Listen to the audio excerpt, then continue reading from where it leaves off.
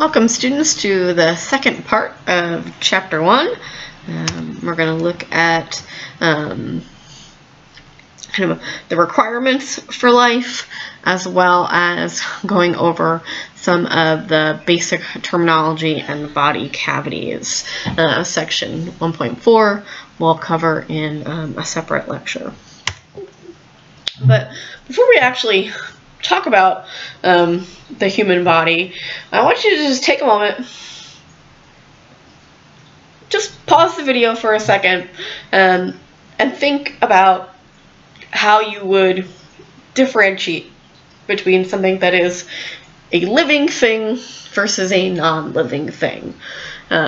What is it that living things, living organisms might do, as opposed to, say, a rock, non-living thing? Just take a moment and, again, just pause the video, write it down in a piece of paper, just go over it in your head, just take a moment and kind of think about that for me. Okay, have you thought about it? Hopefully, if you thought about it and you came up with some ideas about what it is that characterizes living organisms. And really, it's these kind of primary functions that the body carries out. These are what we call necessary life functions. And I bet you, if you thought about it, you guys had some of these. We move, right? Whether it's the sun and the plants kind of moving toward the sun, what we call phototaxis, or all of the amazing movement that we human beings can do, to whales swimming in the ocean, all of that, right? Living things move. Living things also maintain boundaries, which is one that you may not have thought of. But not only do we have boundaries between us and the outside world, we also have boundaries between our different body cavities. We have boundaries between our different organs. We have boundaries between all of our cells. So we're not just kind of a blob, right? We have all of these different kind of boundaries between our body parts and among our body parts, as well as, of course, between us and the outside world. We are also responsive.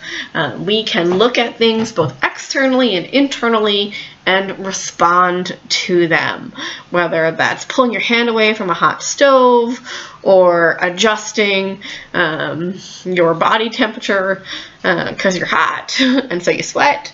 That's a responsiveness. Of course, we have digestion.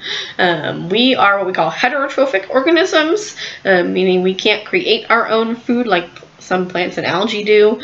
We have to eat it, and so we have to digest our food. We have to break our food down into kind of all of its constituent pieces and then absorb it. And then once we have all of this nice, yummy nutrients, we use those nutrients to power our bodies. So we have a metabolism. All of the literally hundreds of thousands of chemical reactions that take place in the human body at any given moment. We also have to dispose of our wastes. One of the ways that we do that is by excreting and exhaling carbon dioxide, which is a waste product. But we also dispose of wastes through the filtration of our urinary system and our kidneys. When we defecate and get rid of our feces, that's a way of getting rid of kind of undigested food that we can't use. And then, of course, reproduction, right? We make copies of ourselves, whether that's through mitosis and just kind of general growth and healing, or through sexual reproduction and making babies. That's a necessary life function. And we also have growth, right? We all start off as a baby. And in fact, before we get to even a baby, we have a little 2N zygote, sperm plus egg, and then you have a zygote, and it goes through lots of mitosis and makes lots and lots of little copies of itself, and eventually those cells differentiate into all of the various cells of our body, and then those differentiated cells go through mitosis and grow some more, and eventually we end up with these very complicated multicellular organisms. So if you had some of those, you were definitely on the right track when you stopped and thought about what characterizes a living thing versus a non-living thing, right? Non-living things don't have a digestion, they don't have metabolism, they don't have to get rid of waste, right? A rock basically just sits there, right? That's the joke about the pet rock, right? So in order for us to carry out all of these necessary life functions, our human bodies have some basic survival needs. So we're going to start with nutrients. When we talk about nutrients, we are talking about carbohydrates, proteins and amino acids, vitamins, lipids, all of the stuff that we eat in our food, essentially. If you take a vitamin, right, that's why they say if you are not getting kind of good nutrients in your food, take a multivitamin. Of course, our bodies need oxygen. Every time I ask this question on a test, why do we need oxygen? Everybody says, oh, we need oxygen to breathe. Well, that's actually backwards, right? We breathe in order to get oxygen into our body. We need oxygen for something called the electron transport chain, but it's essentially the production of an energy molecule called ATP. Without oxygen, our body can't make ATP, doesn't have enough energy. No energy means we can't do anything. Water is also an incredibly important survival need for us human beings. Water is essentially the universal solvent. Most of our bodily fluids are water-based. It acts as a cushion and a heat sink. So water is incredibly, incredibly vital. We really can only go about 3 days because we have water loss through sweat and exhalations, and so typically about 3 days before we can no longer survive without water. We also need a normal body temperature. So for us human beings, that's 37 degrees Celsius. Anything higher than that or too low, you can end up with a hypothermic situation and organ failure. If you have a body temperature that's too high, then particularly if it gets really too high, your proteins will start to denature. Your body will start to kind of essentially just malfunction. We also need an appropriate atmospheric pressure. If you've ever gone way up a tall mountain, or if you've ever gone diving underneath the ocean or in a lake, that changes the atmospheric pressure, makes it harder to inhale and exhale. Our lungs function on very simple processes in terms of just pressure dynamics, and if we don't have the proper pressure dynamics, then it is harder for us to get oxygen, and again, no oxygen, no ATP, no energy. So in order to carry out our necessary life functions, we human beings need to have these survival needs met. Now, students will often mix these two up, so please just keep them separate in your brain. The necessary life functions are the processes that the body carries out, and the survival needs are the things that the body requires in order to carry out the necessary life functions. So the survival needs are concrete, the necessary life functions are that more abstract kind of physiology type of thing. All right, now you're probably sitting at your desk, just like I'm sitting at my desk here at home, but I want you to stand up for a second and copy the position that you see here on the screen. This is your very first bit of anatomy and physiology terminology, or really the starting point for learning all of that terminology. It's what we call anatomical position. So you should be standing with your feet roughly shoulder length apart, your arms kind of hanging at your sides with your palms facing forward and your thumbs facing away from you. This is our starting point. When we look at all of the other terminology, the reference for it is always this here, an anatomical position. The reason we need anatomical position is we have to have a common frame of reference, right? If I'm speaking Greek and you're speaking Italian or Farsi or something like that, that doesn't really help us, right? We need to have a common language and a common starting point to that language, and our common starting point, our reference is always this here in anatomical position. So whenever I ask you a question about the different terminology, always picture anatomical position in your brain. And sometimes you may even want to like pretend that you're the figure in the book. I still do that sometimes too. So we're gonna use what we call orientation or directional terminology to describe the way body parts are kind of organized on the body. Again, always referencing anatomical position. The great thing about these directional terms is they're kind of in pairs. So if you know one relationship, you can infer the other relationship. So we'll start with a couple of the easy ones. Superior and inferior, anterior and posterior. Sometimes we'll substitute cranial for superior and caudal for inferior, but essentially we're talking about above and below. Towards the head, cranial, towards the tail, caudal. So think of the head and the abdomen, right? So the head is superior to the abdomen. That makes the abdomen inferior to the head. If we look at the belly button, like in the navel area, right? The navel is inferior to the chin, so the chin would then be superior to the navel. Again, if you know one relationship, you can infer the other. Anterior or ventral is the front of the body. Posterior or dorsal is kind of behind, like the back of the body. So the breastbone is anterior to the spine. The heart is posterior to the breastbone. Make sense? Then along a horizontal direction, we have the terms medial, lateral, and intermediate. Medial is towards the midline of the body. Lateral is away from the midline of the body. So the heart would be medial to the arm. The arms would then be lateral to the chest or the trunk. Now you'll see that in all of these examples that we've used, we've just had two frames of reference, right? Two body parts that we're referencing. But we could also use the term intermediate if we have three reference points. So the collarbone is, you can palpate it. It's the bone here on the go towards your breastbone in the middle of your chest, and then kind of walk your fingers laterally towards your shoulder, and that is your collarbone.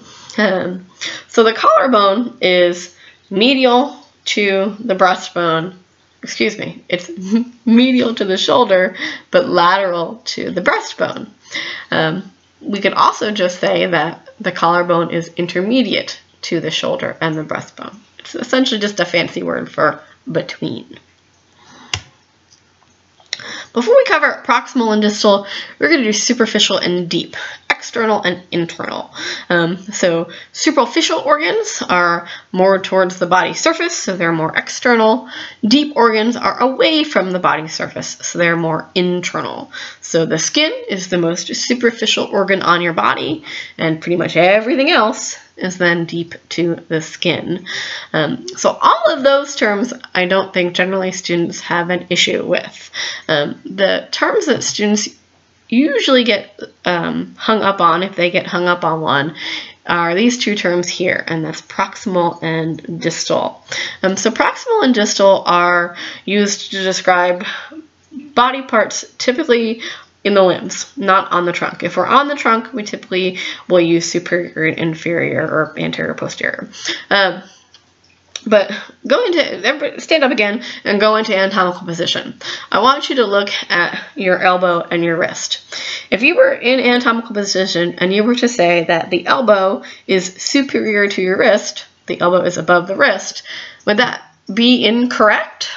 Well, no, it wouldn't be incorrect. Yes, the wrist is above the elbow. The elbow is above the wrist in anatomical position, but it's not the most precise term that we can use. And precision matters in anatomy and physiology. So the more precise term would be to say that the elbow is proximal to the wrist, because the elbow is closer to the trunk than the wrist is. That would make the wrist distal to the elbow.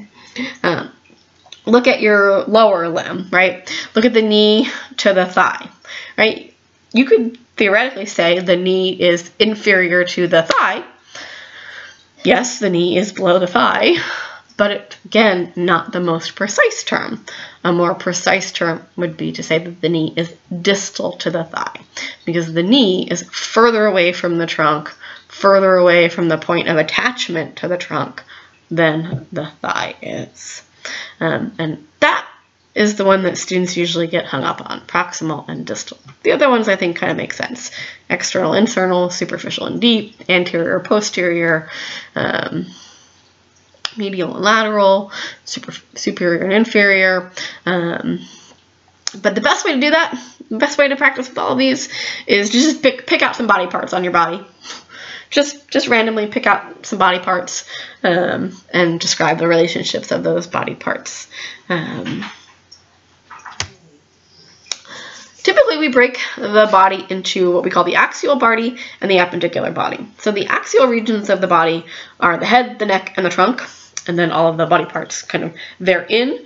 And then the appendicular part of the body refers to the limbs. Within the axial body and the appendicular body, we then have all of these various regional terms that designate all these different kind of areas within these body divisions. It's about 40 or 50 terms.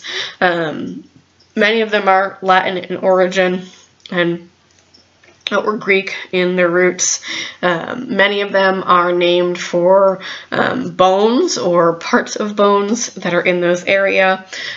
So for instance, the thigh is actually the femoral region. So guess what the bone of the thigh is? Well, it's the femur. The coxal bone is the hip, so it's the coxal region, which is your hip region.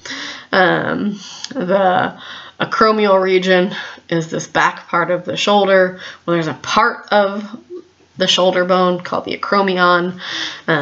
So the terms here are very much either bones or parts of bones, blood vessels, and I wish I had a trick for you guys. You can play Simon Says, if you ever played Simon Says when you were a little kid. If you have kids in your life, actually kids make great little study buddies. They make great little models. Get yourself a little butcher block paper or a poster board, make yourself a body outline, and just practice. There isn't a shortcut. I really wish I could tell you guys that there was a shortcut, but there isn't. You just have to practice, and use your body. That's one of the great things about studying human anatomy and physiology. You are a human being. And so as you go over, let's do some of the parts of the head, right? So the frontal area is the forehead. You can actually touch your forehead. The orbital area is your eye sockets, so you can touch your eyeballs. The nasal area is your nose, so you can touch your nose. The buccal area is your cheeks, so go ahead and touch your cheeks. The oral region is your mouth, you can touch your mouth. The mental region is your chin, so go ahead and kind of palpate your chin there. So use your body and kind of palpate all of these different regions. Or again, play Simon Says, or do a body outline, get a doll or like a plastic little skeleton or something like that, or if just a Cabbage Patch doll, you know, a little baby doll. That works too. But practice and use your body as you practice. It's there, so definitely try to use it. So you definitely want to practice with the anterior terms and the posterior terms. And again, I really do wish I could give you guys a trick, but you just have to kind of learn it. The other bit of terminology that we have to cover are planes and sections. So a body plane is essentially this flat surface upon which we cut an organ or a body part, typically so that we can look at some of the internal structures. So there's kind of imaginary lines. When we cut along those body planes, then we have a section. So the types of sections that we typically have are cross sections, longitudinal sections, or oblique sections. Depending on which body plane we cut, that will result in the longitudinal cross-section or oblique section. So the three most common body planes are the sagittal plane, the frontal or coronal plane, and the transverse plane. The median is actually mid-sagittal, so it's an equal parts right and left. You can also have parasagittal, which would be kind of unequal parts right and left. So if you were to cut your body right down the middle, that would be a mid-sagittal plane or a median plane. If you were to go off to the side a little bit and cut down, say through a breast and part of your thigh, that would then be a parasagittal plane, unequal right and left. The frontal or coronal plane cuts the body into an anterior section and a posterior section. Both the sagittal plane and the coronal or frontal plane result in what we call longitudinal sections of the body, meaning they go with the long axis of the body. When you cut along a transverse plane, you get what we call a cross section, because essentially you're looking across the body. Part of the reason understanding body planes is super important, and you have to pay attention to which body plane you are looking at, is all three of these images here are sections through the trunk. And yet, depending on the plane upon which the cut was made, different organs are visible. The organs themselves look different. I mean, here's the vertebrae in a mid-sagittal section versus the vertebrae here in this kind of transverse cross section. It's the same organ, it's a vertebra, but it looks really, really different. And so you do have to pay attention to the various body planes and the resultant sections. The last one I mentioned, which was an oblique section or an oblique plane, it's essentially a cut that's not any one of these three. So at any angle other than these three that are at right angles to each other. But these three are by far the most common that we use: sagittal, frontal, and transverse. The other bit of terminology is kind of the spaces within the body. That's what we call cavities. A cavity is essentially just a space that houses some organs. The two major body cavities are the dorsal body cavity and then the ventral body cavity.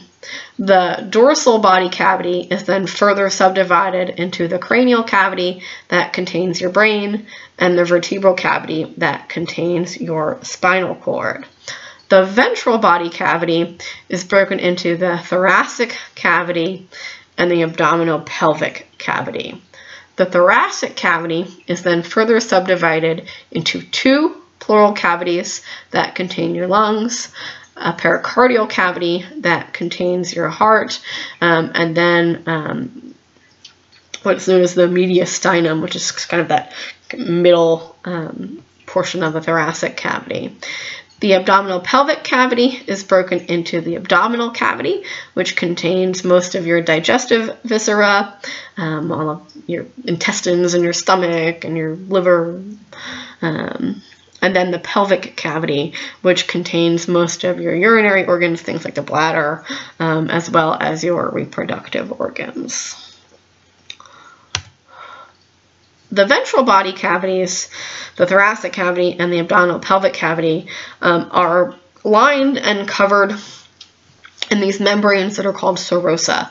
They're these very thin, kind of double layer membranes that essentially create a lot of friction reduction. So think about all of the organs that you have shoved up in your abdominal cavity, right? If they would rub against each other, that would create a lot of friction. And so rather than having that occur, the body has all of these really smooth, slick serosa membranes that cut down on a lot of that friction. So essentially imagine what you're going to do is you've got a balloon here, and if you carefully, a water balloon, right, carefully shove your fist into the water balloon, that will give you kind of the general idea of these two-layer membranes with the fluid-filled cavity kind of between them that's filled with this serous fluid that's made by both parts of the wall. So the parietal layer is what actually lines the cavity itself, and then the visceral layer is what actually kind of clings to the organ. So let's take a look. We've got the pericardium, the pleurae, and the peritoneum. So the parietal pericardium lines the pericardial cavity, the space in which the heart sits. The visceral pericardium actually clings to the heart itself. The parietal pleura lines the pleural cavities in which the lungs sit. The visceral pleura then cover the lungs themselves. The parietal peritoneum lines the abdominal cavity. The visceral peritoneum covers all and separates all of the organs in the abdominal cavity. So those are our serous membranes. We do have a couple other body cavities in the body, some which are exposed to the outside environment and some that are kind of internal. The internal cavities are known as synovial cavities. They are our joint cavities so that we can move our body around. The oral and digestive cavities are exposed to the environment. It's how we get food into our body and then out our body. The nasal cavity, we're talking about the nasal region. The orbital cavities are your eye sockets, and then you have cavities in your middle ear where you have 3 tiny little bones that help you hear.